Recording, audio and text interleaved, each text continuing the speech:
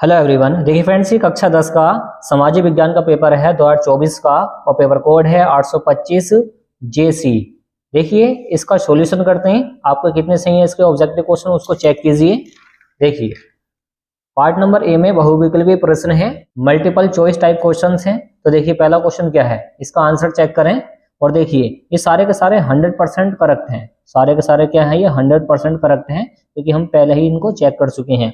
देखिए पहला क्वेश्चन है कि इटली का एकीकरण किसके नेतृत्व में किया गया। तो याद रखें ज्यूसेपे गैरिबाल्डी के नेतृत्व में किया था। पहला वाला इसका करेक्ट है। और दूसरा क्वेश्चन समझे, दूसरा क्वेश्चन क्या है। देखिए दूसरा क्वेश्चन दे रखा है कि रोलेक्ट एक्ट कब पारित हुआ।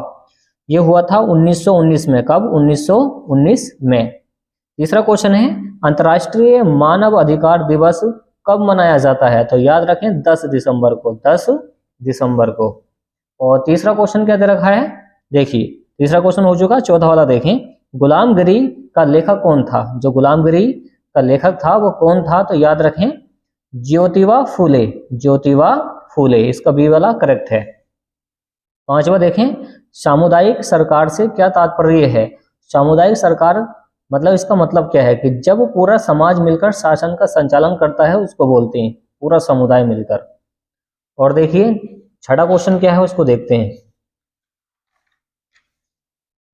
देखिए छठा क्वेश्चन दे रखा है इसमें कि निम्नलिखित में से कौन सा शासन का अंग नहीं है।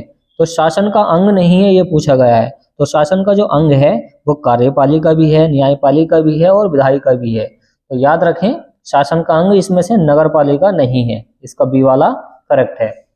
और क्वेश्चन नंबर 7 क्या है कि भारत में पंचायती राज की स्थापना कब हुई थी। तो 1992। कब हुई थी? 1992 में। याद रखें। ओके। और आठवां क्वेश्चन क्या है कि भारतीय कम्युनिस्ट पार्टी मार्क्सवादी की विचारधारा क्या है। तो इसमें ऑप्शन नंबर ए है कि मार्क्सवाद का लेनिनवाद में विश्वास। दूसरा है धर्मनिरपेक्षता और लोकतंत्र का समर्थक। तीसरा है साम्राज्यवाद और सांप्रदायिकता विरोधी। ये सभी, इसका डी वाला करेक्ट है। ये सारे के सारे करेक्ट है। और नवा क्वेश्चन क्या है कि लोकतंत्र का प्रमुख गुण निम्न में से कौन सा है। लोकतंत्र का, तो लोकतंत्र में देशभक्ति की भावना भी होनी चाहिए, प्रगतिशील सरकार भी होनी चाहिए और राष्ट्रीय चरित्र का निर्माण भी होना चाहिए। इसी वजह से इसका डी वाला करेक्ट है इनमें से सभी। और देखिए 10वां क्वेश्चन क्या दे रखा है, भारतीय संघ में अवशिष्ट शक्तियां किसको प्राप्त हैं। जो भारतीय संघ है उसमें अवशिष्ट जो शक्तियां होती हैं, पावर्स जो होती हैं, वो किसको प्राप्त हैं। तो वह है केंद्र सरकार, मतलब संघ को। किसको? संघ को। 11वां क्वेश्चन है पंजाब में भूमि निम्नीकरण या फिर भूमि की जो सिंचाई होती है का निम्नलिखित में से, पंजाब में भूमि निम्नीकरण का निम्नलिखित में से मुख्य कारण क्या है। तो याद रखें अधिक सिंचाई। तो वहां पर सिंचाई अधिक की जाती है पंजाब के अंदर। 12वां क्वेश्चन क्या है वो देखें, निम्न में से कौन सा संरक्षण तरीका समुदायों की सीधी भागीदारी नहीं करता है। तो वह है वन्य जीव। इसका डी वाला करेक्ट है, वन्य जीव पशु विहार का परिसीमन। और देखिए 13वां क्वेश्चन क्या दे रखा है। देखिए 13वां क्वेश्चन दे रखा है इसमें कि निम्न में से कौन सी एक फलीदार फसल है। तो दालें मानी जाती हैं। तो दालें होती हैं फलीदार जो फसलें होती हैं। और 14 क्या है, निम्न में से कौन सी शब्दावली 2 या 2 से अधिक देशों के बीच व्यापार को दर्शाती है। व्यापार, देखिए 2 या 2 से अधिक देशों के बीच की बात की गई है, देशों के बीच में हो रही है तो इंटरनेशनल लेवल हो जाएगा, मतलब अंतरराष्ट्रीय व्यापार। 15वां क्वेश्चन क्या है, 15वां क्वेश्चन क्या है कि पृथ्वी सम्मेलन का आयोजन कब हुआ। जो पृथ्वी सम्मेलन हुआ था वो हुआ था 1992 में। कब? 1992 में। 16वां क्वेश्चन है एक देश का अधिकांश प्राकृतिक प्रक्रिया से उत्पादन ये कौन से क्षेत्र में होता है। होता प्राथमिक क्षेत्रक में, मतलब पहले वाले क्षेत्रक में। और क्वेश्चन नंबर 17 क्या है, देखिए क्वेश्चन नंबर 17 क्या है कि स्वयं सहायता समूह में बचत और ऋण संबंधी अधिकतर निर्णय लिए जाते हैं तो वो सदस्यों के द्वारा लिए जाते हैं। आगे 18वां क्या है कि वैश्वीकरण ने जीवन स्तर के सुधार में सहायता पहुंचाई है। जो वैश्वीकरण होता है तो किसको सहायता पहुंचाई है? विकसित देशों को। किसको? विकसित देशों के लोगों को। और क्वेश्चन नंबर 19 है, 19वां है, भारत में उदारीकरण की प्रक्रिया की शुरुआत कब हुई थी। उदारीकरण, तो वो हुई थी 1991। कब? 1991।